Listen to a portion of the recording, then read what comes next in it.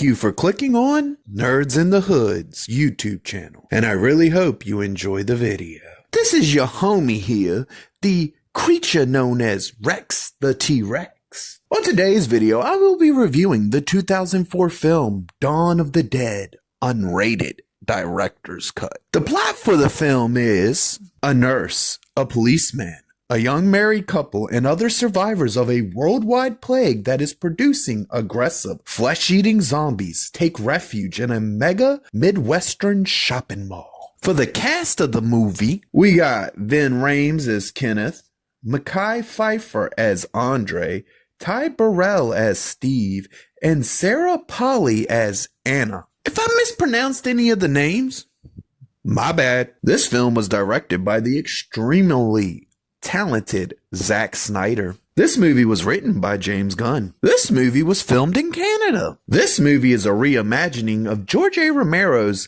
masterpiece from 1978, Dawn of the Dead. Now, let's go ahead and start with the elephant in the room, James Gunn.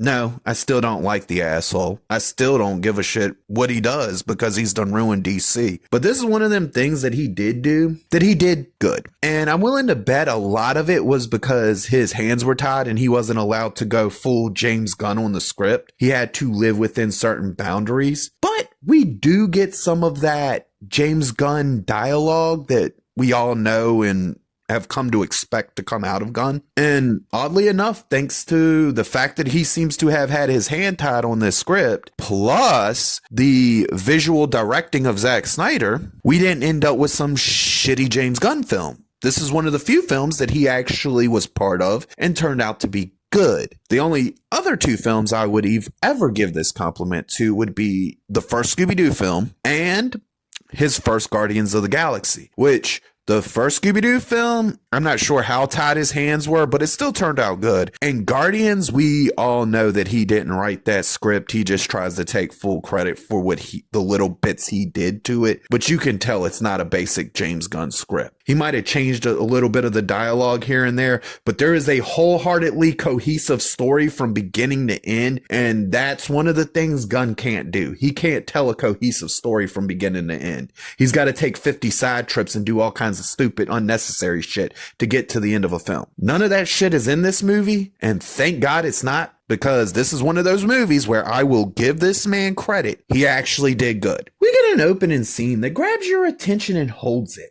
The opening sets up the tone and the story for the film before switching over to this cool-ass opening credits that shows what's going on in the world that this movie takes place in. We are introduced to all the main characters of this film, who are presented as being somewhat smart and having very unique characteristics that work with each of the characters and makes them each feel unique in their own way and keeps it just from feeling like you're dealing with a bunch of cardboard cutout stale shit. We get some solid acting throughout the entirety of the movie, with Vin Rhames being the standout actor and stealing every scene he's in through the entirety of this film. We get a cameo from Tom Savini, who not only starred in the original Dawn of the Dead, but he was actually the effects artist for the original film, which was awesome. And then we also got a cameo from Ken Foree, who was also a main character in the original film. And they did this in a way that it fits into the movie and blends into where if you know who these people are, you know that they were part of the original film, you know what they look like, you're going to instantly recognize them and be like, oh shit, that's what's up. But it's not one of those things where it breaks the film in any way, shape, or form. It was just a really good Easter egg with a movie that has some really good acting in it. But like I said, nothing beats Vin Rhames acting in this movie. This man steals every scene he's in. He chews that shit up and spits it out. I fucking love this man in this movie. He is the shit in this film. We get multiple scenes in this movie that stand out in cool ways that will stick with you even after the film ends. And I'm not gonna lie, this movie with its scenes does amazing to make sure that you never ever forget the most important thing about this movie. This is a damn horror movie with a shit ton of zombies in it. This movie has a really good story that is also accompanied by some amazing visual storytelling. And a lot of that has to do with the fact that that's where Zack Snyder excels, my man. This man in visual storytelling, he's got that shit down to a fine art. In other words, this is one of them movies you really need to pay attention to know everything that's going on and to be able to pick up on how the movie's playing out. In other words, put your damn cell phone down and watch the damn movie. There are a few funny moments that do show that James Gunn can only write one kind of way, really. The man can't write a serious scene if he tried to. Even when he does write a serious scene, he normally undercuts it with a shitty joke. Or the serious scene is just so piss poorly done that it doesn't register as what it's supposed to be. But luckily for us, Zack Snyder came in and was able to take those funny moments, blend them in with the horror, and keep one consistent tone throughout the entirety of the movie on this one. The effects in this movie hold up in amazing ways. From the decaying looks of the zombies to the kills that are happen between both the zombies and the human beings. The effects still look amazing. They still hold up to this very day and look phenomenal. This horror movie is a horror movie that is pure entertainment from beginning to end, with the only goal of allowing you to escape from reality for the course of its runtime and be entertained and escape any problems you might be currently dealing with. From the first zombie that runs down the hallway at the fucking breakneck speed, all the way through the vicious, vile attacks that happen from the zombies. We are shown that these zombies, these ain't George Romero's slow, shambling zombies. No. These are the type of zombies where if your ass ate too many Big Macs, you're about to become a zombie Big Mac.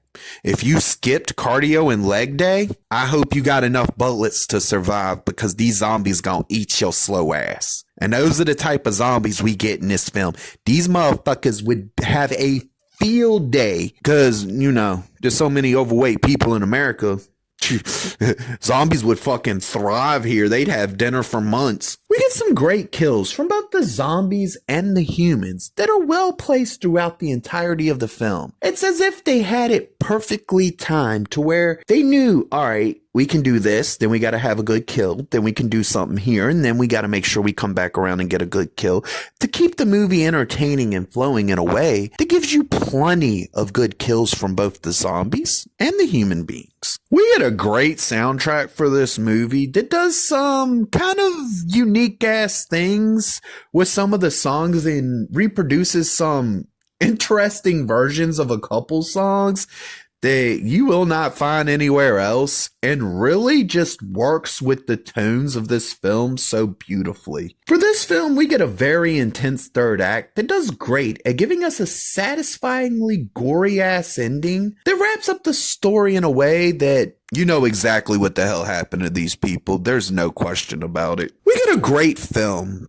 that brought back zombies after a slow death, which, pun intended there, that they had brought upon themselves for just being slow and getting old. This movie revitalized that and gave us a true zombie film where the zombies were actually kind of scary again. You felt like they were an actual threat in this film. And then they multiplied it to a ridiculous number, so it really felt like this was a real zombie apocalypse going down. We got a great film here that was highly entertaining from beginning to end. I love this film. It's one of my favorite films. I'm not going to lie. It's one of my favorite zombie films. It's one of my favorite horror films. It's also one of my favorite films, period. And for that, that's why it earns its rating. It's because this movie came out at the perfect time when we needed something to revitalize the zombies, to make them feel fresh again. And this movie managed to do that very thing in a remake. My bad. Sorry.